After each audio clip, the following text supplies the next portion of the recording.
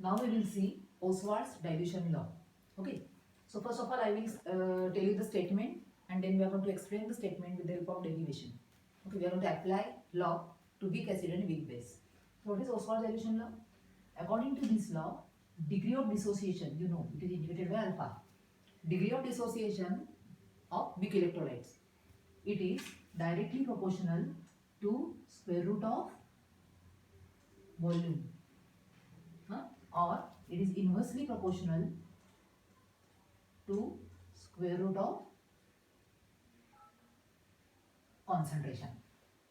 Okay, so first of all, we are going to apply Oswald dilution law for weak acid. Okay, then you are going to apply the same law to weak bases. Okay, so first of all, we will apply the law for weak acid. So as I have told you, weak acid is represented by Ha. Ha, weak acid, in aqueous solution in water, it will get dissociated to form H plus ions and A minus ions, isn't it? Now, we are going to consider 1 mole of weak electrolyte. Now, we are going to consider 1 mole of weak electrolyte which is dissolved in 3 liters of water. And let alpha is the degree of dissociation. Which 3 things we are going to remember? 1 mole of weak electrolyte we have taken, dissolved in 3 liters of water, and let alpha be the degree of dissociation. Means what? Out of 1 mole, alpha moles are undergoing dissociation when the equilibrium is going to reach. Isn't it? So again I am writing that equilibrium HA giving H plus ions in aqueous solution and A minus ions in aqueous solution. Now see the steps which I am writing. Initial moles. How many moles of Ha, weak acid, weak electrolyte we have taken? We have taken 1 mole. In the beginning there is no dissociation and therefore no ionization, and therefore initial moles of H plus ions will be 0. A minus ions also they are 0. The next step is moles at equilibrium. At equilibrium, alpha is the degree of dissociation. No? So out of 1 mole, alpha are dissociating. So how many moles of Ha are left? 1 minus alpha, isn't it? And how many moles of H plus ions are going to form? Of course, alpha and A minus alpha. What is the next step? Concentration. Concentration in moles per liter at equilibrium.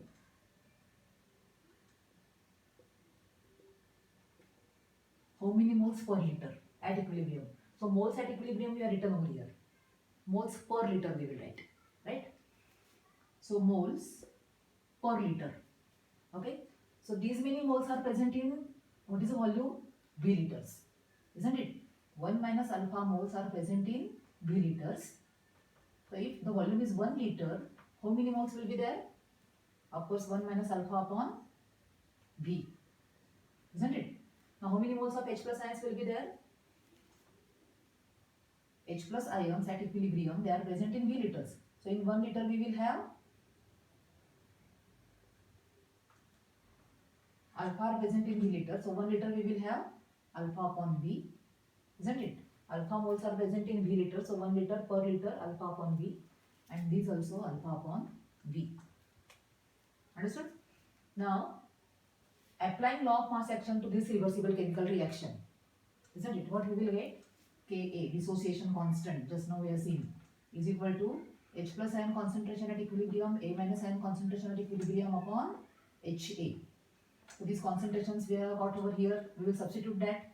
H plus ion concentration is alpha upon V, then again alpha upon V upon 1 minus alpha upon V. So it will be equal to alpha square upon V square into V upon 1 minus alpha, which is equal to alpha square, isn't it, upon V into bracket 1 minus alpha. Now we are taking weak electrolyte, weak acid here, and therefore degree of dissociation alpha is very less, and therefore 1 minus alpha we can take as 1. As alpha is very less, we can take 1 minus alpha as 1, and what we will get? it will be equal to alpha square upon V. So Ka is equal to alpha square upon V, or we can write alpha square is equal to Ka into V, or alpha you can write alpha is equal to square root of Ka into V, isn't it?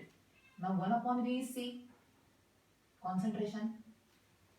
So alpha is also equal to square root of Ka 1 upon V, that will be equal to C.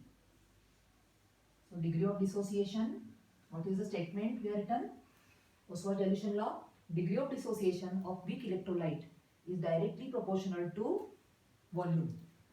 Okay, or it must be proportional to concentration of the solution.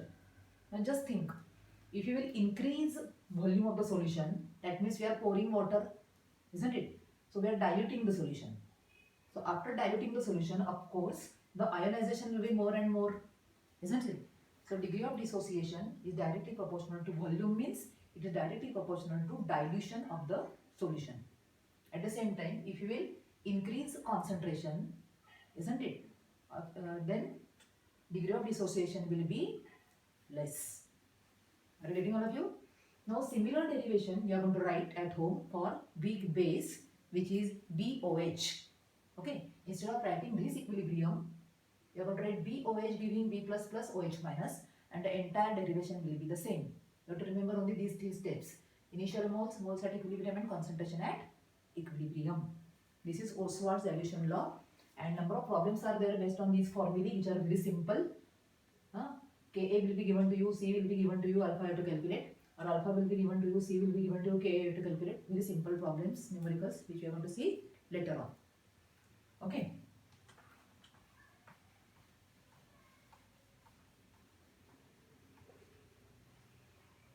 Now we will continue with auto-ionization of water.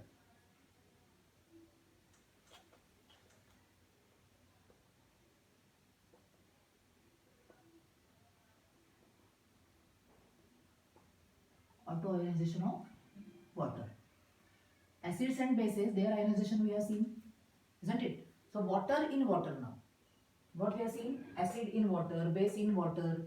Now auto-ionization of water. Water in liquid form, in water, how it will undergo ionization. So what is going to happen? We will get H3O plus. Actually, what is the reaction? H2O giving, H2O in water gives H plus plus OH minus. These H plus ion, they will react with H2O to form H3O plus and OH minus. This is auto-ionization of water. Actually, what is the reaction? H2O in water, like HA we are written, HA giving H plus plus A minus. Like that H2O giving H plus plus OH minus. Okay. And in water, these H plus ions, they will react with H2O to form hydronium ion H3O plus and OH minus. Now, applying law of mass action, again reversible chemical reaction. So, applying law of mass action, what we will get? K is equal to H plus ion concentration into OH minus ion concentration upon concentration of water. Okay. So, concentration of water is very high because pure water ionizes to very less extent. So, concentration of water is very high. And therefore, what we can write? K into K dash, one more constant, is equal to H plus ion concentration into OH minus ion concentration. So K into K dash is Kw, ionic product of water. What it is? Ionic product of water. Why it is called so? Because it is the product of ions of water. It is the product of ions of water. So ionic product of water. Kw is equal to H plus ion concentration into OH minus ion concentration. Okay. Now, in pure water, H plus ion concentration is equal to OH minus ion concentration. In pure water, both the ion concentration is same, and it is found that at 298 Kelvin. At 298 Kelvin, 1 liter of water, it contains 1 into 10 raised to minus 7 moles of H plus ion concentration and 1 into 10 raised to minus 7 moles of OH minus ion concentration. So, what is the ionic product of water? The value of ionic product of water is Kw is equal to Product of these 1 into 10 raised to minus 14. 1 into 10 raised to minus 14. Are you getting all of you? Now, we are going to see pH scale with the help of this in the next video. Thank you.